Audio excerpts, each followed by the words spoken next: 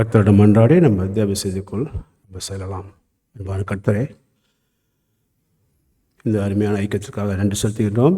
எங்களுடைய தாய்மொழி தமிழிலே நாங்கள் நம்மை ஆராதிப்பதற்கும் மகிமைப்படுவதற்குமான இந்த வாய்ப்பை இந்த தேசத்திலே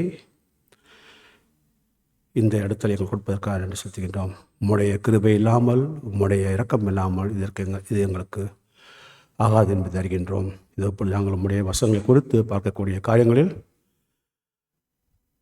உண்மை நாங்கள் அதன் மூலமாக பல விஷயங்கள் அறிந்து கொள்ளவும் தெரிந்து கொள்ளவும் அதோடு கூட அவற்றை எங்கள் வாழ்க்கையில் பின்பற்றி வாழவும் எங்களுக்கு பலத்தை தாரும். உம்முடைய வார்த்தைகளை நான் இங்கே செய்தியாக கொடுக்கும் பொழுது உம்முடைய ஞானத்திலும் உமது வல்லமையிலும் எனது ஞானத்தில் இல்லாமல் எனது வல்லமையில் இல்லாமல் பரிசுத்தாவின் தூண்டுதலாலும் அவர் வழிநடத்துமாறு நான் தெளிவாக பயபக்தியோடு சொல்வதற்கான இந்த பலத்தை தருமாறு முன்னாடியிடும் இந்த அனைத்தையும் எங்கள் கர்த்தரும் எங்கள் மீட்பெருமான இயேசு கிறிஸ்துவின் நாமத்தில் கெஞ்சி முன்னாடி அன்பு தந்தையே, ஆமேன்.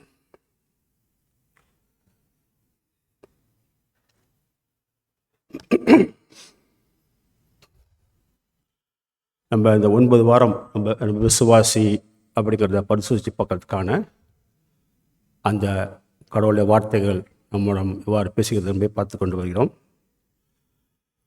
போன வாரம் முதல் பரிசோதனையை நம்ம பார்த்தது இயேசு கிறிஸ்து முழுமையான மனிதர், முழுமையான கடவுள். 100% மனிதர், 100% கடவுள் நம்ம பார்த்தோம். ஒரு விசுவாசின்னு சொன்னால் இயேசுவோட அந்த இயல்பை, அதாவது அவர் ஃபுல்லி ஹியூமன் ஃபுல்லி காட் அப்படிங்கிறத நம்ம விசுவசித்தா தான் நம்ம கிறிஸ்துவன்னு சொல்ல முடியும். இல்லாட்டினா நம்ம கிறிஸ்துவர் கிடையாது. முக்கியமாக இயேசுவோட இறைத்தன்மை, அந்த டிவினிட்டி ஆஃப் கிரைஸ்ட் தான் பார்த்திங்கன்னா பிசாசு பல வகையில் அட்டாக் பண்ணிட்டு வந்துகிட்டே இருப்பான். இன்றைக்கி நேற்று இல்லை, ஆரம்பத்திலிருந்தே இன்னும் சொல்லப்போனால் ஏதோ தோட்டத்திலிருந்தே அவனோட காரியங்களை ஆரம்பித்து வந்தவன் இன்னும் பண்ணிட்டு வராமல். அதனால் விசுவாசியை நம்ம இருக்கும்பொழுது இந்த முக்கியமான தெய்வத்தன்மையில் நம்ம ரொம்ப தெளிவாக இருக்குங்கிறதுக்காக தான் நம்ம போன வாரத்தை பற்றி பார்த்தோம். போன வாரம் இயேசுவோட தெய்வத்தன்மையை பார்க்கும்பொழுது மூன்று உருவங்களை பற்றி நான் பேசினேன். 3 இமேஜஸ் பற்றி பேசினேன். 3 இமேஜஸ் யாருக்கா நாம இருக்குங்களா? சோதிச்சு பார்க்கலாம், யார் கரெக்டாக சொல்கிறான்னு பார்க்கலாம். நான் பேசுகிற தேவ செய்தி ஒரு பக்கம் போய்ட்டு ஒரு பக்கம் வெளியே வந்துருந்தா, இல்லாட்டினா மனசில் பதிவாக இருக்கான்னு தெரிஞ்சுக்கலாம். 3 உருவங்களை பற்றி பேசுகிறோம். 3 இமேஜஸ் யாருக்கா நாம இருக்கா? முதல் உருவம் கண்ணாடி. இயேசு தந்தையோட சாயலாக இருக்கிறார். கொலோசியர் 1:15. Jesus Christ is the image of the invisible God. நம்ம போன வாரம் பார்த்த முதல் இமேஜ் அது. 2வது இமேஜ் சூரியன், அதோட வெளிச்சம், கதிர்கள் பார்த்தோம் இல்லைங்களா? இயேசு கர்த்தருடைய மகிமையின் ஒளியாக இருக்கிறார். Jesus Christ is the radiance of God's glory.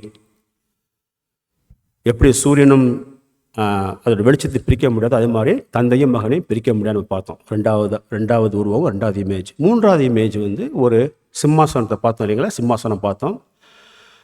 இந்த 2வது உருவம் அந்த அது சூரிய ஒளிக்கதிர் ரேடியன்ஸ் அதுக்கான வசனம் எபிரேயர் 1:3. 3வது உருவகம் அந்த த்ரோன், அந்த சிம்மாசனம், அது வெளிப்படுத்தின விசேஷம் 5வது அதிகாரம் 13ஆம் வசனம் பார்த்தோம். அதில் இந்த சிம்மாசனத்தில் அமர்ந்திருக்கிறவன் ஆட்டுக்குட்டியானவருக்கும் கனமும் மகிமையும் துதியும் வல்லமையும் என்றென்றைக்கு உண்டாகதான் பார்த்தோம். ஸோ இந்த 3 வகையான இந்த இமேஜஸ் நம்மளுக்கு நம்ம விசுவாசத்தில் நம்ம உறுதிப்பட இருக்கிறதுக்கு அதை அடிக்கடி ஞாபகப்படுத்துறது மட்டுமல்லாமல் பிசாசோட பல ஏவுகணைகளை நம்ம தாக்க வரும்பொழுது அதை தகர்த்தெறிவதற்கு இந்த 3 வகையான உருவங்கள் உபயோகமாக இருக்கும். முக்கியமாக சிலர் விசுவாசிகள் இந்த விசுவாசத்தை விட்டு விலகி போகும்பொழுது அவங்களை எச்சரிக்கை செய்கிறதுக்கும் தவறான ஒரு போதனையை போய்க்கிறவங்களுக்கு நம்ம எடுத்து சொல்கிறதுக்கும் இது உபயோகமாக இருக்குங்கிறதுக்காக தான் நம்ம போன வாரத்தை பற்றி பார்த்தோம். ஸோ இந்த வாரம் 2வது கேள்வி, இதுவும் விசுவாசத்தை பற்றிய கேள்வி தான். அது கேள்வி என்னன்னு பார்க்கலாம். பரிசோதனை 2 நீங்கள் இயேசுவை ஆண்டவராகவும் இரட்சகராகவும் ஒப்புக்கொண்டு அதில் நிலைத்திருக்கிறீர்களா? Do you believe that Jesus is the lord and saviour? அதில் நீங்கள் ஒப்புக்கொண்டு நிலைத்திருக்கிறீங்களா? Do you confess and abide in him? இது ரொம்ப அவசியமாக இருக்குது. இயேசுவை இரட்சகர் ஆண்டவர் ஒப்புக்கொண்டா மட்டும் பத்தாது, அதில் நிலைத்திருக்கிறோமா? Are you abiding in Jesus Christ? ரொம்ப முக்கியமான கேள்வி இது. இதை பற்றி இந்த வாரம் பார்க்க போகிறோம். ரொம்ப முக்கியமாக இயேசு கிறிஸ்து என்று ஒப்புக்கொள்வது ரொம்ப அவசியமாக இருக்குது. இயேசு கிறிஸ்து என்று ஒப்புக்கொள்வது அவசியமாக இருக்குது. ஏன்? இயேசுதான் கிறிஸ்து அப்படின்னா என்பது அர்த்தம் என்ன? இயேசுவை கிறிஸ்து நம்ம சொல்கிறோம் இல்லைங்களா, ஜீசஸ் கிரைஸ்ட். அதனால் சர்நேமாக கிறிஸ்துங்கிறது அவரோட சர்நேம் கிடையாது, லாஸ்ட் டைம் கிடையாது. கிறிஸ்துனா நான் என்ன அர்த்தம் இருக்கா தெரியுங்களா? ரட்சகர். வேற யாராவது?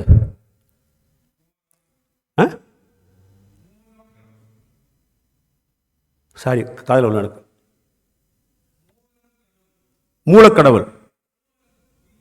ஓகே, மூவர் கடவுள். எல்லாம் நல்ல பதில் தான். கிறிஸ்து அப்படிங்கிற அந்த வார்த்தை வேதத்தில் பார்க்கும் பொழுது அபிஷேகம் பண்ணப்பட்டவர், அனாயிண்டட் ஒன், இல்லைனா மெஸ்ஸையாங்கிற வார்த்தை வரும். அது ரட்சகன் சொன்ன வார்த்தை நல்ல வார்த்தை தான். அதோட நீங்கள் சொன்னது கரெக்டு தான், ஒரு லெஸ்லி சொன்னது சரிதான். முக்கியமாக தெளிவாக கரெக்டாக பார்க்கணும்னா அனாயிண்டட் ஒன்று, அபிஷேகம் பண்ணப்பட்டவர். கிறிஸ்துங்கிற வார்த்தைக்கு பேர் அபிஷேகம் பண்ணப்பட்டவர், மெஸ்ஸையான்னு அர்த்தம். இதை விசுவசிக்க வேண்டிய ரொம்ப அவசியமாக இருக்குது. அது காரணம் இருக்குது, பார்க்க போகிறோம். யோவான் 20:30-31 இயேசு தேவனுடைய குமாரனாய கிறிஸ்து என்று நீங்கள் விசுவசிக்கும்படியாகவும் விசுவசித்து அவருடைய நாமத்தினாலே நித்திய ஜீவன் அடையும்படியாகவும் இவைகள் எழுதப்பட்டிருக்கிறது. ஸோ இயேசு தேவனுடைய குமாரன் மட்டுமல்ல, அவர் கிறிஸ்து என்று நீங்கள் விசுவசித்தா அது மூலமா நம்மளுக்கு நித்திய ஜீவன் இருக்குங்கிறது அவசியமாக இருக்குது. கிறிஸ்துன்னு விசுவசிக்கிறது இங்கே அதை ஒப்புக்கொள்வது அவசியமாக இருக்குது. லாசர் இறந்து 4 நாளுக்காவது லாசரோட சகோதரிகள் மரியாளும் மார்த்தாலும் இயேசுகிட்ட வரும்பொழுது, முக்கியமாக மார்த்தாள்கிட்ட இயேசு கேட்குறாரு, என்னை நீ விசுவசித்தா ஒரு நாளும் நீ மரிக்க மாட்டாள் அப்படிங்கிறத விசுவசிக்கிறியா? என்ன விசுவசிக்கிறவங்க ஒரு நாள் மரிக்க மாட்டாங்கிறது விசுவசிக்கிறியா அப்படின்னு மார்த்தாள் இயேசு கேட்குறார். அதுக்கு மார்த்தாள் என்ன பதில் சொல்கிறான்னு பார்க்கலாம். அதற்கு அவள் யோவான், அதாவது நற்செய்தி யோவான் 11:27, அதற்கு அவள், ஆம் ஆண்டவரே, நீர் உலகத்தில் வருகிறவன தேவகுமாரனைய கிறிஸ்து என்று நான் விசுவசிக்கிறேன். கிறிஸ்து என்று நான் விசுவசிக்கிறேன். அதே மாதிரி இயேசு கிறிஸ்து அவருடைய சீடர்கிட்ட கேட்குறாரு, என்னை பற்றி என்ன பேசிக்கிறாங்க, என்னை யாருன்னு சொல்கிறாங்க அப்படிங்கும்போது, சார் என்ன சொல்கிறாங்க, நீங்கள் நாகபர் அப்படின்னு சொல்கிறாங்க, சார் நீங்கள் எலியான்னு சொல்கிறாங்க, நீங்கள் எரோமியான்னு சொல்கிறாங்க, நீங்கள் ஒரு தீர்க்கதரிசனம் சொல்கிறாங்க அப்படின்னு சொல்லும்பொழுது இயேசு கிறிஸ்து அவங்கள்ட்ட என்ன சொல்கிறாரு, அதற்கு அப்பொழுது அவர், நீங்கள் என்னை யார் என்று சொல்லுங்கள் என்று கேட்குறார், சீடர்கள்ட்ட கேட்குறார். அப்போ சீமோன் பேதுரு என்ன சொல்கிறாரு, சீமோன் பேதுரு பிரதியுத்தரமாக, நீர் ஜீவனுள்ள தேவனுடைய குமாரனே கிறிஸ்து என்றான். கிறிஸ்து என்றான். அதுக்கு இயேசு என்ன சொல்றாரு பாருங்க. இயேசு அவனை நோக்கி, யோவானின் குமாரனாகிய சீமோனே, நீர் பாக்கியவான், மாம்சமும் இரத்தமும் இதை உனக்கு வெளிப்படுத்தவில்லை, பரலோகத்தில் இருக்கிற என் பிதா இதை உனக்கு வெளிப்படுத்தினார். ஸோ யோவான் அங்கே பேதுரு அவருடைய ஞானத்திலே அறிவிலையும் இயேசு கிறிஸ்துன்னு சொல்ல வரல, தந்தையானவர் வெளிப்படுத்துறதுனால தான் அவரால் சொல்ல முடியும்னு இயேசுங்க சொல்ல வர. நம்மளுக்கும் வேதத்தின் வழியாக நம்மளுக்கு ரெவலேஷன், நம்மளுக்கு வெளிப்படுத்தப்படும் இயேசு தான் கிறிஸ்துன்னு வெளிப்படுத்தப்படுகிறது. நம்ம பழைய ஏற்பாட்டில் படிச்சிருக்கோம்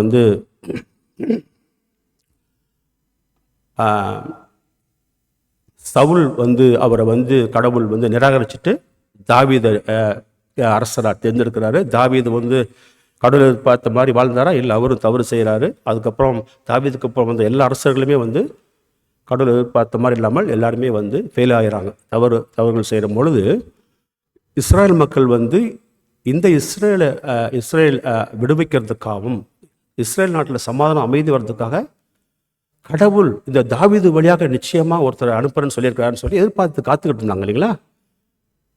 அவங்களோட எதிர்பார்ப்பு கடவுளுடைய அந்த அந்த ப்ராஃபஸி, அவருடைய ஏற்கனவே வாக்குத்தத்தத்தின்படி அந்த இஸ்ரேல் நாட்டுக்கு அமைதியும் சமாதானம் தரக்கூடியவர் வர வந்து இயேசு கிறிஸ்து. அப்போ தான் இயேசு தான் வந்து ஃபுல்ஃபில்மெண்ட், அவர் தான் வந்து அதை நிறைவேற்றார். அனாயிண்டட் கிங்கா, தாவீது செய்யாததை மற்ற அரசர்கள் செய்யாத ஒரு அபிஷேகம் பண்ணப்பட்ட அரசராக வந்து இயேசு தான் அதை நிறைவேற்றார். இப்போ அடுத்த கேள்வி வருது, இயேசு கிறிஸ்துவை நான் கட்டாயம் இயேசுவை நான் கிறிஸ்துவை கட்டாயம் ஒப்புக்கொள்ள வேண்டுமானா ரொம்ப அவசியமாக இருக்குது. இயேசுவை கிறிஸ்துவை நான் ஒப்புக்கொள்வது வந்து ரொம்ப ரொம்ப அவசியமாக இருக்குது. ரோமர் 1:13 பார்க்க போகிறோம். அது மாதிரி அப்போஸ்தலர் 2ஆம் அதிகாரத்தில் பார்க்க போகிறோம். இது ஏன் முக்கியமானது? ரோமர் 1:3 படிக்கும்பொழுது, இயேசு கிறிஸ்துவின் ஊழியக்காரனும் அப்போஸ்தலனாகும்படி அழைக்கப்பட்டவனும் தேவனுடைய சுவிசேஷத்திற்காக பிரித்தெடுக்கப்பட்டவனுமாகிய பவுல், ரோமாபுரியுள்ள தேவப்பிரியரும் பரிசுத்தவான்களும்படியும் அழைக்கப்பட்டவர்களுமாகிய அனைவருக்கும் எழுதுகிறதாவது,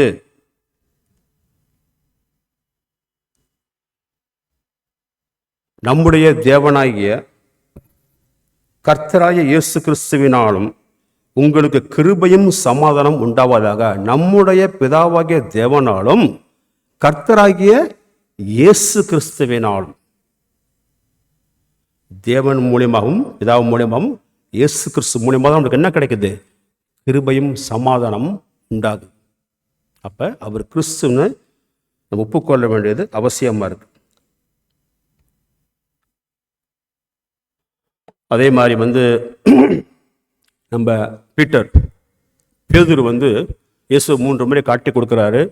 தன்னை வந்து கிறிஸ்துவோட நண்பர்னோ கிறிஸ்துவோட சேர்ந்தவர்னோ தன்னை அவர் வந்து வெளிப்படுத்துறதுக்கு ரொம்ப பயப்பட்டவராக இருக்கிறவர் வந்து பரிசுத்த ஆவியினால் நிரம்பப்பட்டதுக்கு அப்புறம் தைரியமாக பப்ளிக்காக பொது மேடையில் வந்து யூதர்களுக்கு மத்தியிலையும் ஜெருசலேம் சுற்றி இருக்க மற்ற பொதுமக்களுக்கு முன்னாடி தைரியமாக பேசுகிறார். என்ன பேசுகிறான்னு பார்க்கலாம். 2:36 ஆகையினால் நீங்கள் சிலுவையில் அறைந்த இந்த இயேசுவையே தேவன் ஆண்டவரும் கிறிஸ்துவாக்கினார் என்று இஸ்ரவேல் குடும்பத்தார் யாவரும் நிச்சயமாக அறிய கடவீர்கள் என்றான். ரொம்ப தெளிவாக இங்கே பேசுகிறார், தைரியமாக சொல்கிறாரு. எந்த இயேசுவை நீங்கள் சிலுவையில் அரைஞ்சிங்களோ அவர் தான் வந்து தேவன் என்ன வைக்கிறாரு? அவர் தான் ஆண்டவர், இஸ் த லார்ட். அவர் தான் கிறிஸ்து, அவர் தான் அனாயிண்டட் ஒன்று, அவர் தான் நீங்கள் எதிர்பார்த்துட்டு இருக்கக்கூடிய இந்த அபிஷேகம் பண்ணப்பட்ட அரசர், அவர் தான் இயேசு கிறிஸ்துன்னு சொல்லி தைரியமாக பேசுகிறார். அவர் அறிக்கையிடுறத விசுவசிக்க வேண்டியது ரொம்ப ரொம்ப அவசியமாக இருக்கிறது. இப்போ நம்ம என்ன தெரிஞ்சுக்கணும்னா, ஒரு விசுவாசி கிறிஸ்தவன் சொன்னால் நிச்சயமாக இயேசுவை கிறிஸ்து என்று விசுவசிப்பது அவசியமாக இருக்கிறது. இயேசு வந்து ஆண்டவர் மட்டுமல்லாமல் இரட்சகர் மட்டுமில்லாமல் அவர் தான் கிறிஸ்து நம்ம விசுவசிக்க வேண்டியது அவசியமாக இருக்குது. விசுவசிக்கிறனா கிறிஸ்துவன் அல்ல. இயேசுவை கிறிஸ்துவ என்ற மறுதளிச்சா என்ன ஆகும் பார்க்க போகிறோம். நம்ம இயேசு கிறிஸ்துவை ஏற்றுக்கொள்ளாட்டினா என்ன ஆகும்? இயேசுவை கிறிஸ்து என்பதை மறுப்பவர் யார்? அவர் அந்தி கிறிஸ்து. யோவான் 1 யோவான் 2:22-23 பார்க்குறோம். இயேசுவை கிறிஸ்து அல்ல என்று மறுதளிக்கிறவனே அல்லாமல் வேறு யார் பொய்யன்? பிதாவையும் குமாரனையும் மறுதளிக்கிறவனே அந்தி கிறிஸ்து. யாராவது இயேசு வந்து கிறிஸ்து அல்லன்னு சொன்னால் மறுதளிச்சா அவங்க பொய்யன். முதலீடு கூட பிதாவையும் குமாரன் யாரு? அவர் கிறிஸ்து. அவர் மறுதளிச்சா அவங்க தான் அந்தி கிறிஸ்து. அப்போ நிச்சயமா இயேசுவை கிறிஸ்துவன் அறிவிக்கிறது விசுவசிக்கிறது அவசியமாக இருக்கு இல்லைங்களா? இல்லாட்டினா நம்ம அந்தி கிறிஸ்துன்னு அழைக்கப்படுறோம். அடுத்தது வந்து ஓகே, நான் ஏற்றுக்கொள்கிறேன், நான் விசுவாசி, நான் இயேசுவை வந்து இரட்சகராக ஏற்றுக்கொள்கிறேன், அவர் தான் ஆண்டவர், அவர் தான் கிறிஸ்து, அவர் தான் அனாயிண்டட் கிங்கு, அவர் தான் அபிஷேகம் பண்ண அரசு ஏற்றுக்கொள்கிறேன், அதோட முடிஞ்சு போச்சானா? கிடையாது. அந்த விசுவாசத்தோட கூட இயேசுவில் தொடர்ந்து நிலைத்திருத்தல்.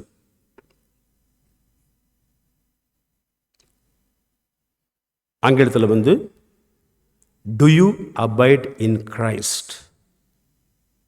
நிலைத்திருத்தல்னா தொடர்ந்து டெம்பரவரியாக கொஞ்ச நேரத்துக்கு மட்டும் கிடையாது, தொடர்ந்து இயேசுவோட நம்ம நிலைத்திருக்கோமா, இயேசுக்கிட்ட நிலைத்திருக்கிறோமா அப்படிங்கிறது ரொம்ப ரொம்ப முக்கியமான ஒரு கேள்வி. நான் விசுவாசம் சொல்லும் பொழுது நான் இயேசுவிட தொடர்ந்து நிலைத்திருக்கிறேனா?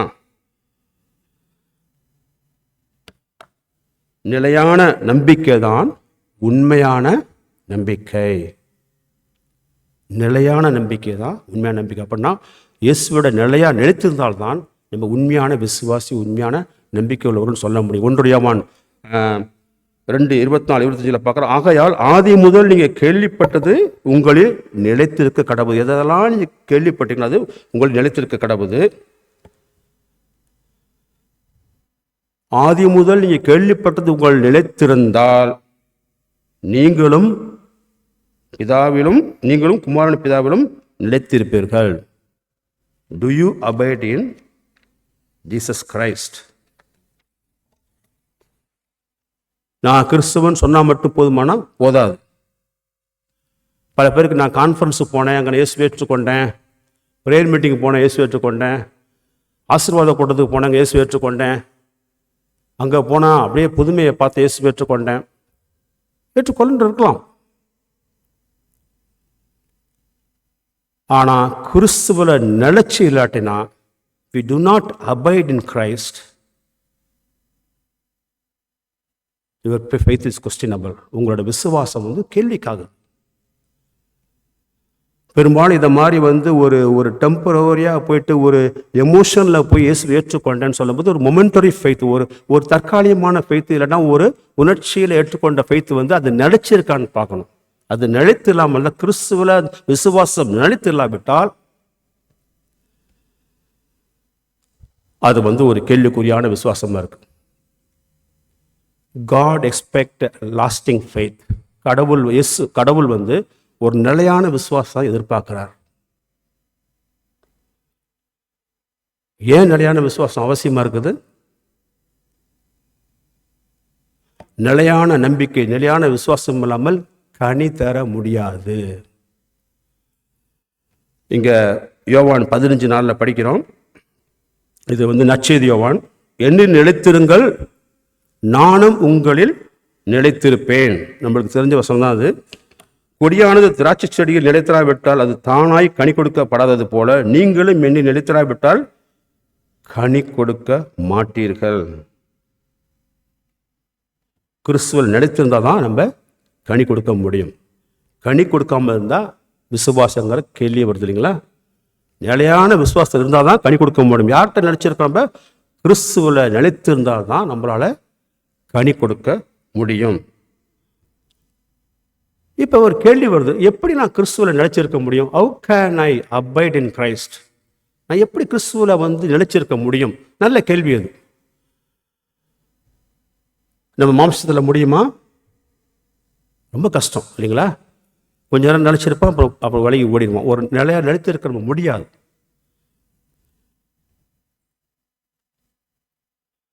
நிலையான விசுவாசம் பரிசுத்த ஆவியோட கொடை. நம்ம கிறிஸ்துவில் நிலைச்சிருக்கணும். நம்ம கிறிஸ்துவில் நிலைச்சிருக்கலாம். அது யாரோட கொடை? பரிசுத்த ஆவியோட கொடை.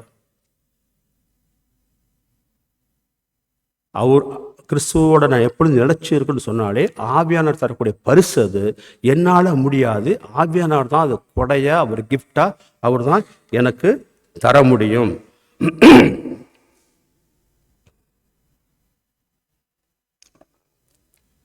யோவான் 1 யோவான் 2:20 படிக்கலாம். நீங்கள் பரிசுத்தராலே அபிஷேகம் பெற்று சகலத்தையும் அறிந்திருக்கிறீர்கள்.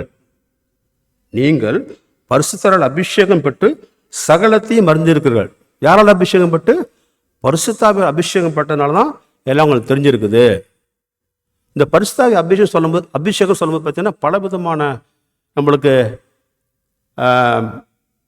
விஷயங்கள் ஞாபகத்துக்கு வரலாம். இந்த கரிஸ்மாட்டிக் கூட்டத்தில் பார்த்தீங்கன்னா அபிஷேகம்னு சொல்லுவாங்க. அது மாதிரி பெந்தகோஸ்து சபையில் பார்த்தீங்கன்னா அவங்க ஒரு அபிஷேகம் சொல்லுவாங்க. இல்லை, முதல் ஒரு அபிஷேகம் வருதுங்க, அப்புறம் ஒரு ஸ்பெஷல் அபிஷேகம் இருக்குதுங்க, ரெண்டாவது அபிஷேகம் இருக்குது அப்படின்னு அந்த ஸ்பெஷல் அபிஷேகம் பற்றி அங்கே யோவான் பேசுகிறாருன்னா நிச்சயம் கிடையாது.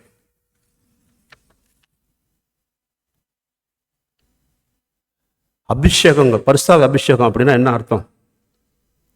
எப்போ பரிசுத்த அபிஷேகம் நம்மளுக்கு கிடைக்குது? சபையாருக்கு கேள்வி இது. ரட்சிக்கப்படும் போது டாப் கிளாஸ் மெர்சி சிஸ்டர். எபேசியர் எஃபிஷியன்ஸ் 1:13 எபேசியர் 1:13 படிக்கும் பொழுது, நீங்களும் உங்களுக்கு மீட்பு தரக்கூடிய நற்செய்தியை விசுவசித்ததனால் ஏற்கனவே உங்களுக்கு வாக்குத்தத்தம் பண்ணப்பட்ட பரிசுத்த ஆவியினால் கிறிஸ்துவுக்குள் முத்திரை போடப்பட்ட கர்த்தருக்குள் நீங்கள் முத்திரை போடப்பட்டீர்கள். ஏற்கனவே கடவுள் சொல்லியிருந்த மாதிரி நற்செய்தியை கேட்ட விசுவத்தினால தான் உங்களுக்கு பரிசுத்த ஆவியினால் கர்த்தருக்குள்ள முத்திரை போடப்படுங்க. You are sealed with Holi spirit. அப்ப என்னைக்கு நம்ம நற்செய்தியை கேட்டு இயேசு மேல விசுவாசம் வைக்கிறோமோ அப்ப ரட்சிக்கப்படுறோம். அப்ப நம்மளுக்கு உடனே நம்மளுக்கு பரிசுத்த ஆவி கொடுக்கப்படுறார். அபிஷேகம் உடனே கிடைக்குது, உடனே முத்திரை போடப்படுறோம். நம்ம இப்ப போயிட்டு பரிசுத்த ஆவி போயிட்டு அப்ப நாளைக்கு வராரு நாளைக்கு வராரு அப்படிலாம் கிடையாது. Permanently sealed with Holi Spirit. அபிஷேகம் உங்களுக்கு உடனே கொடுக்கப்படுது. அதே எபேசியர் நம்ம முதல் படிச்சு பார்த்தோம்னா,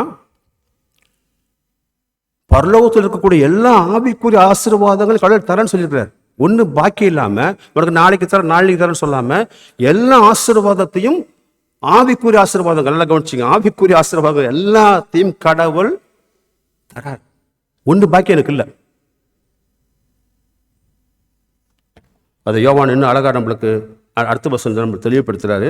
நீங்கள் அவராலே பெற்ற அபிஷேகம் உங்களில் நிலைத்திருக்கிறது. என்ன சொல்லுது? அபிஷேகம் நிலைச்சிருக்கா? போயிட்டு வருதா? நிலைத்திருக்கிறது.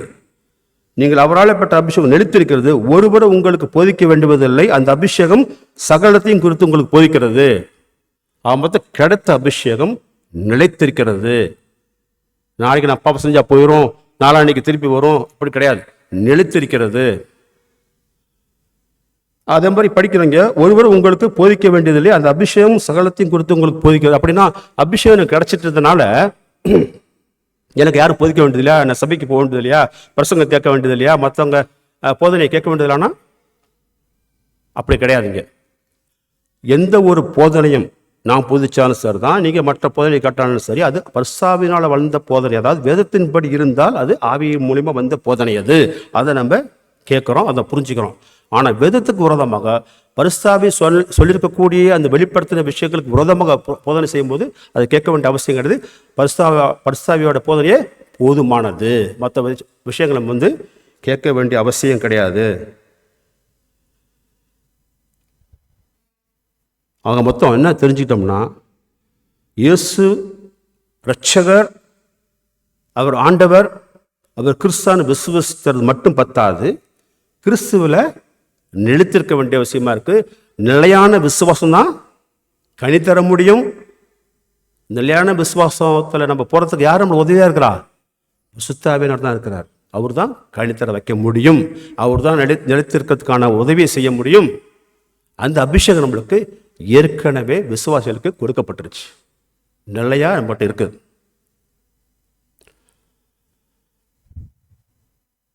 விசுவாசிக்க வேண்டிய அவசியமா இருக்கு, கிறிஸ்துவில் நிலைத்திருக்க வேண்டியது அவசியமா இருக்கு விசுவாசம் சொன்னான்.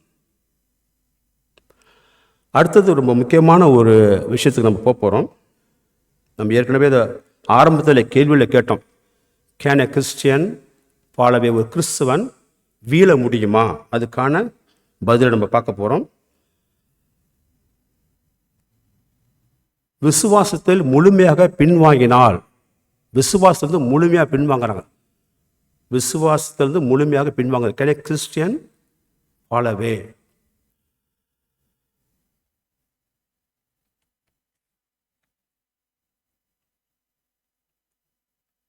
1 யோவான் 2:19 படிக்கலாம். நம்மை விட்டு அவர்கள் பிரிந்து போனார்கள், ஆனால் உண்மையிலே அவர்கள் நம்மை சேர்ந்தவர்கள் அல்ல. உண்மையிலே அவர்கள் நம்மை சேர்ந்தவர்கள். யாரை பற்றி இங்கே யோவான் 1 யோவான் பேசுகிறவங்களுக்கு தெரியுதுங்களா? நம்மை விட்டு அவர்கள் பிரிந்து போனார்கள், ஆனால் உண்மையிலே அவர்கள் நம்மை சேர்ந்தவர்கள் அல்ல. சபைக்கு வராங்க, அந்த எபேசு சபைக்கு வராங்க, இவங்கெல்லாம் பிரிஞ்சு போயிட்டாங்க. ஏற்கனவே தெரிஞ்சிருக்கோம், இவங்கெல்லாம் பொய்யான போதையை நம்பி பொய்யான போதர்களே சேர்ந்து பிரிஞ்சு போயிட்டாங்க. முக்கியமாக வந்து நம்ம பார்த்தோம் இந்த நாஸ்டிக் டியூவலிசம். இந்த எங்களுக்கு கடவுள் எல்லாம் தனியாக ஸ்பெஷலாக வெளிப்படுத்தியிருக்கிறாரு, எங்களுக்கு வந்து கடவுள் எக்ஸ்ட்ரா வந்து பல விஷயங்களை சொல்லியிருக்கிறாரு அப்படின்னு சொன்னவங்களும் இது மாதிரி ஆவி தான் ரொம்ப வந்து உயர்ந்தது, உடல் வந்து மட்டமானது, உடலை வச்சு நீ என்ன வேணால் பாவம் செஞ்சுக்கலான்னு சொன்ன இந்த பொய் போதனையை பொதிச்சுட்டு வந்தவங்களும் அந்த பொய் போதனை பின்பற்றவங்க தான் விலகி போயிட்டாங்க. அதுக்கு என்ன சொல்ல, அவங்க வந்து உண்மையிலே நம்ம சார்ந்தவர்கள் இல்லை. ஏன்னா இவங்க உண்மையான சத்தியத்தை இவங்க நம்பினவங்க கிடையாது. அப்படின்னு என்ன அர்த்தம்? இவங்க உண்மையான விசுவாசிகள் கிடையாது. அவர்கள் நம்மை சேர்ந்தவர்களாக இருந்திருந்தால் அவர்கள் நம்மோடு தொடர்ந்து இருந்திருப்பார்கள். ஆனால் அவர்கள் பிரிந்து போனது அவர்கள் எவருமே நம்மை சேர்ந்தவர்கள் என்பதை சுட்டி காட்டுகிறது. இவங்க வந்து அப்போஸ்தலர்கள் சொன்ன அந்த போதனையோ வேதத்தில் சொன்னப்பட்ட போதையோ விசுவாசிக்காதனால இவங்க விசுவாசி கிடையாது. அதனால இவங்க ஃபாலனவே, இவங்க வந்து வீழ்ந்து போனார்கள். அப்படிங்கும்போது இவங்க வந்து முக்கியமாக தெரிஞ்சுக்கிறது, இவங்க ரட்சிப்படையவே இல்லை. ஏற்கனவே பார்த்தோம், கடவுள் வந்து God wants a lasting faith. இவங்க கிட்ட அந்த நிலையான விசுவாசம் இல்லை. அப்படின்னா என்ன அர்த்தம்? காரணம், இவங்க கிட்ட பரிசுத்த ஆவியானவர் இல்லை. they were not born again Christians. அவர்கள் வந்து மறுபடி பிறந்த விசுவாசிகள் இல்லை. மறுபடி பிறந்தால்தான் பரிசுத்த ஆவி நம்மளுக்கு தரப்படும். அதுதான் பரிசுத்த அபிஷேகம் இல்லைங்களா? அது இவங்க இல்லாதனால தான் பிரிஞ்சு போயிடும். அப்படின்னு இவங்க விசுவாசி கிடையாது.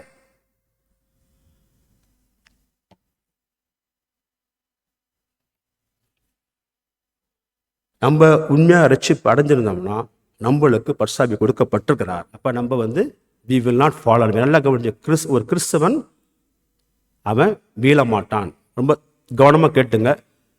a true Christian cannot fall away.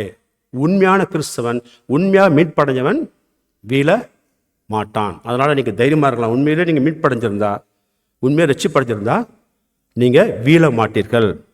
யார் உங்களை வந்து கடைசி வரைக்கும் விசுவாசத்தை கொண்டு போகிறது? ஆவியானவன் தான் கொண்டு போகிறார். யார் உங்கள் விசுவாசத்தை ஆரம்பித்தது? யார் உங்கள் விசுவாசத்தை முடிக்க போகிறது? கிறிஸ்து. Christ is the author and the finisher of the faith. கிறிஸ்தா உங்கள் விசுவாசத்தை ஆரம்பிக்கிறாரு, அவர் தான் முடிச்சு வைக்க போகிறார். இதுக்கு துணையாக இருக்கிறது யார்? பரிசுத்த ஆவியானவர் இருக்கிறதுனால, அவர் தான் பண்ணுறதுனால உண்மையிலே மீட்படைஞ்சிருந்தா, ரட்சிப்படைஞ்சிருந்தா நீங்கள் ஐயோ நானும் விழுந்துருவானா அப்படிங்க அந்த பயப்பட வேண்டிய அவசியம் கிடையாது, அந்த சந்தேகம் இருக்க வேண்டிய அவசியம் கிடையாது. யார் விசுவாசியாக இல்லாமல் இருந்தாங்களோ அவங்க தான் இப்போ படித்தது வரைக்கும் அவங்க வந்து வீழ்ந்துட்டார்கள். இப்போ ஒரு வசனம் படிக்க போகிறோம். ரொம்ப வந்து ஒரு த மோஸ்ட் டிபேட்டட் வேர்ஸ் இந்த பைபிள்னு சொல்லலாம். அதிகமாக வந்து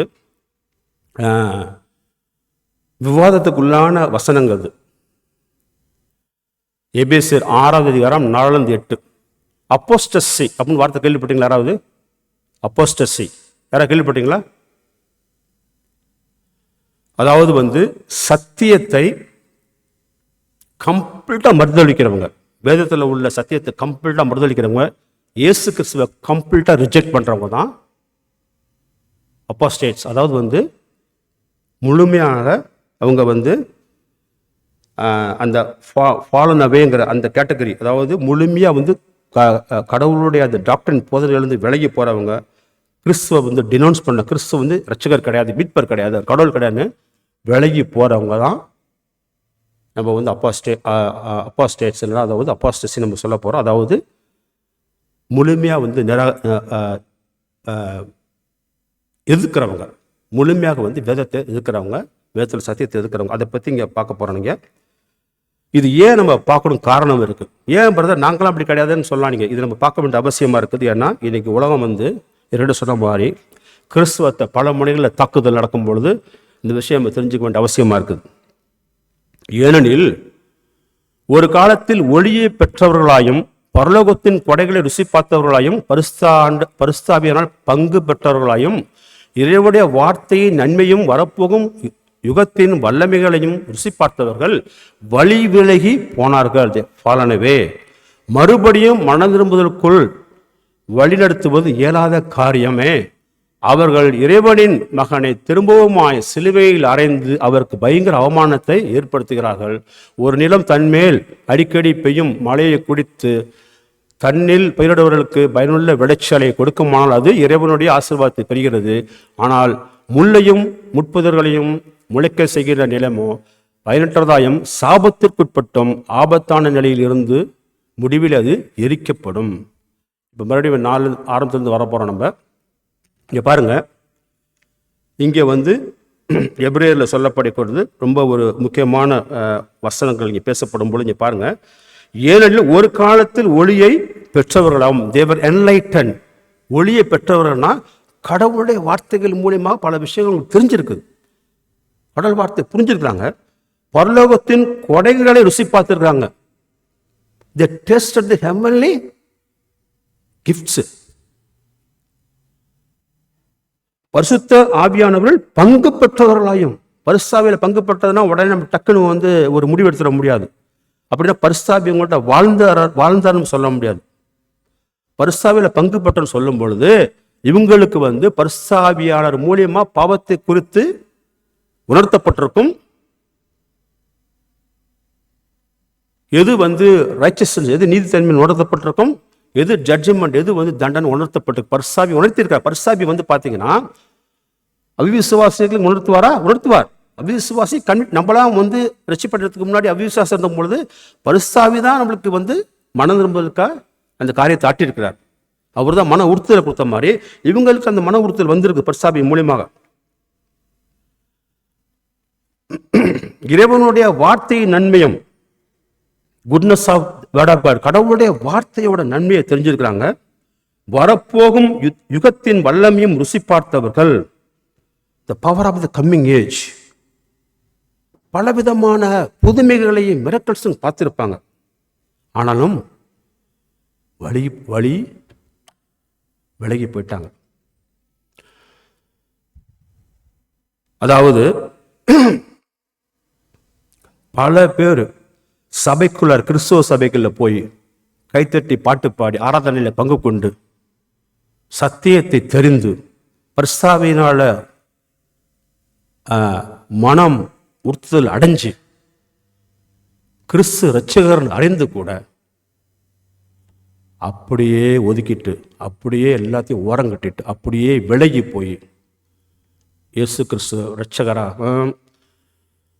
இல்லாட்டினா இயேசு கிறிஸ்து அவர் மட்டும்தான், ஒன்லி ஜீசஸ் கிரைஸ்ட், இயேசு ஒரு கிரியேட்டட் பீயிங், இயேசு படைக்கப்பட்டவர், அவர் அது எப்படி அவர் கடவுள்னு சொல்ல முடியும்? கடவுள்னு சொன்னால் கூட கடவுளுக்கு தந்தைக்கு இணையானவர் இது மாதிரி இல்லைன்னு சொல்ல. இது மாதிரி பலவிதமான பொய்யான போதனைகளை நாடி தேடி போய் அந்த சபையில் சேர்ந்து வந்தவங்க திருப்பி அவங்க மனம் திரும்பி வரவே முடியாங்கிறார். என் வாழ்க்கையில் நான் பல பேரை நான் பார்த்துருக்கேன், நீங்களும் பார்த்துருக்கலாம். என்ன காலையில் நான் பேசும்போது கூட ஒரு சிஸ்டர் என்கிட்ட சொன்னாங்க, அதே மாதிரி நடந்திருக்கு பிரதர். நாங்கள் they are the fallen away people, they are the apostate. சிலர் பார்த்தீங்கன்னா இதே மாதிரி சபைக்கு கைத்தட்டி பாடு எல்லாம் ஈவன் சொல்லப்போனால் பாடலுக்குள்ள கலந்துருப்பாங்க, எல்லாம் பண்ணியிருப்பாங்க, எல்லா சத்தியமும் தெரிஞ்சு கூட பார்த்தீங்கன்னா திடீர்னு அவங்க இல்லை இதெல்லாம் நம்பினதெல்லாம் வேஸ்ட்டு, இயேசு கிறிஸ்து இரட்சகரா, இயேசு கிறிஸ்துலாம் நம்ப தயாராக இல்லை, நான் இந்த வேதத்தை இதெல்லாம் கட்டுக்கதை, பைபிள்லாம் கட்டுக்கதை, இயேசு கிறிஸ்து ஒருத்தர் வாழ்ந்தாரா, ஒரு உயிர் தெழுந்தாரா, நம்ப தயாராக இல்லை அப்படின்னு சொல்லி பல பேர் கிறிஸ்துவ மதம் வேணாம், எந்த மதமும் எனக்கு வேண்டாம், நான் ஐ மீன் ஏத்திஸ்ட், நான் கடவுள் நம்பிக்கை இல்லாதவன்னு போனவங்களை ஏற்கனவே ருசித்து பார்த்துருக்குறாங்க. அவங்க திருப்பி மனம் திரும்புதலுக்கு வர முடியாங்கிறார்.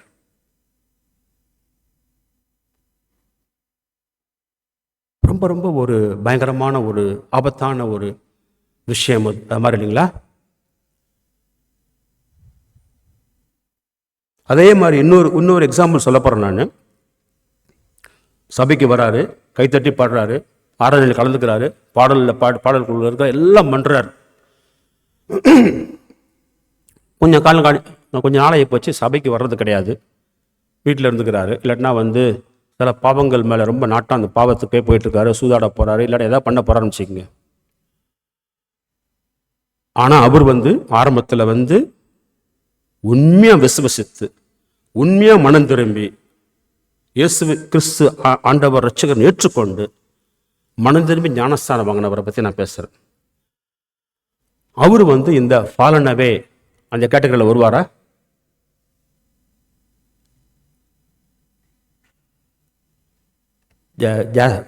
ஜாஸ்மின் சிஸ்டர் ஆமாம் அப்படின்னு சொல்கிறாங்க.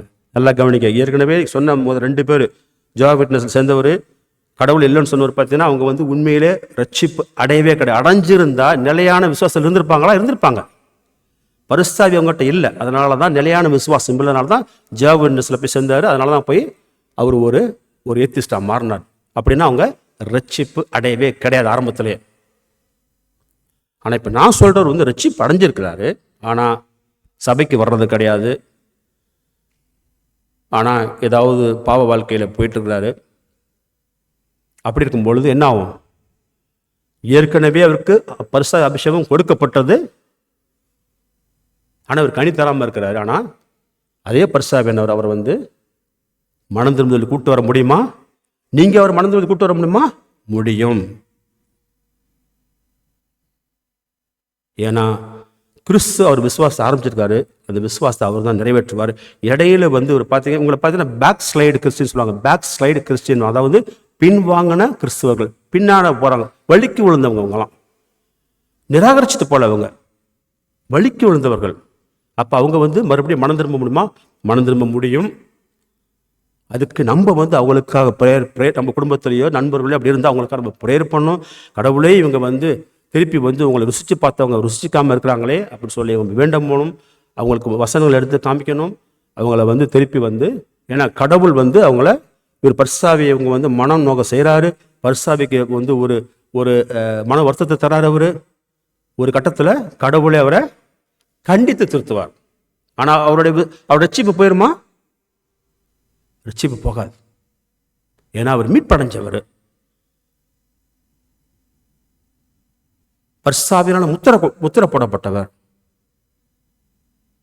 கடவுளுடைய வலது கையில் எழுதி வைக்கப்பட்டவர், ஜீவ புத்தகத்தில் பேர் இருக்கவர் வந்து இடையில வந்து வலிக்கு விழுந்தார்னா, பாவங்கள் செஞ்சுக்கிட்டு போயிருந்தாருன்னா, சபைக்கு வராமல் இருந்தார்னா அவர் கண்டித்து திருத்தப்படும். அவருக்காக நம்ம வேண்டிக்கணும். அவருக்கு நம்ம வந்து அவர் மனம் திரும்ப சொல்கிறத விட திரும்பி வர்றதுக்கு வேண்டிக்கணும். அவருக்கு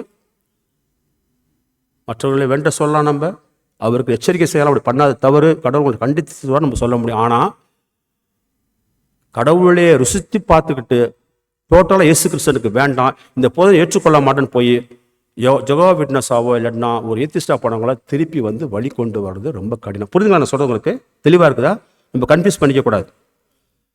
அதாவது ஏற்கனவே ரட்சிப்பு அடையாதவர்கள் வேற எங்கே போய்ட்டு அவங்கள திருப்பி கொண்டாட முடியாது. எல்லா விஷயம் தெரிஞ்சிருந்து கூட அவங்க விலகி போயிட்டாங்க, இயேசுவை நிராகரிச்சு போயிட்டாங்க, அவங்கள மனதில் கொண்ட முடியாது நீங்கள் சொல்கிறாரு. நான் சொன்ன 3வது எக்ஸாம்பிளில் வந்து இவங்க வந்து உண்மையாக மீட்படைஞ்சவர். இடையில சில வண்டி தடமாறி போயிடுச்சு, அவரை திருப்பி கொண்டு வர முடியும். புரியுதுங்களா? So falling away is different from backslide. ரெண்டுக்கும் டிஃப்ரென்ஸ் இருக்குது. ஸோ முழுமையாக நிராகரித்து போகிறது வேற, வலிக்கு விழுகிறது வேற விஷயம். வலிக்கு வரவங்க நிச்சயம் எந்திரிச்சு வர முடியுங்களா? வர முடியும். அதனால் நாம வச்சுக்குவோம். நான் என்னோட சொன்ன மாதிரி ஏன் இதெல்லாம் தெரிஞ்சுக்கிறோம்னா, முக்கியமாக வந்து கடவுள் நம்மகிட்ட எதிர்பார்க்கறது வந்து விசுவாசம்னு சொன்னால் மட்டும் பத்தாது, நம்ம நிலைத்திருக்க வேண்டிய அவசியமாக இருக்குது.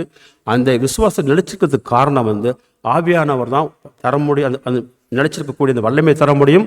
அவர் தான் கனி தர வைக்க முடியும். நம்ம நிச்சயமாக வாழ்க்கையில் வந்து இயேசுவை அறிக்கையிட்டால் மட்டும் எனக்கு போதுன்னு சொல்லிட்டு வாழ முடியாது, கிறிஸ்தவன் நம்ம சொல்லவும் முடியாது. கனி தர வேண்டியது அவசியமாக இருக்குது. அந்த கனி தரத்துக்கு காரணமாக இருக்கிறதே வந்து பரிசுத்தாவின்னு பார்த்தோம். ஸோ இன்றைக்கி நம்ம பார்த்த வந்து சுருக்கமாக சொல்லணும்னா, இயேசு கிறிஸ்துவை ஆண்டவர் ரட்சகர்னு சொல்கிறது மட்டும் இல்லாமல் கிறிஸ்துவன் ஏற்றுக்கொள்வது அவசியமாக இருக்குது. அதோடு கூட கிறிஸ்துவில் நிலைத்திருக்கிறது அவசியமாக இருக்குது. கிறிஸ்துவ நிலைத்திருக்கிறதுக்கு வந்து நம்மளால் முடியாது. நிச்சயமாக ஆவியானவர் கொடையை நம்மளுக்கு தரப்பட்டதுனால நம்ம நிலைத்திருக்க முடியும். இதில் தவறி போகிறவங்கள வந்து நம்ம திருத்தத்துக்கு கடவுள் வசனங்களை வச்சு நம்ம திருத்தி கொண்டாட முடியும்.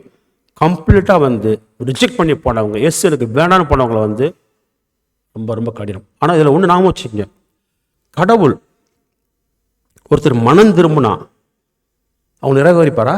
நிராகரிக்க மாட்டார். அப்பேற்பட்ட தேவன் கிடையாது. ஆனால் இவங்க பார்த்தீங்கன்னா மனம் திரும்பலுக்கு வரமாட்டாங்க. நான் சொன்ன வந்தவங்க வந்து இயேசு வேண்டாம், கடவுள் வேணாம், நான் இப்போ வந்து கடவுளே இல்லை நம்பி கடவுளே இல்லை நான் முடிவெடுத்துறவங்களை வந்து மனம் திரும்பல் கொண்டு வரவே முடியாது. அதை நம்ம நான் வச்சுக்கலாம். ஸோ அடுத்த வாரம் நம்ம பார்க்க போகிறது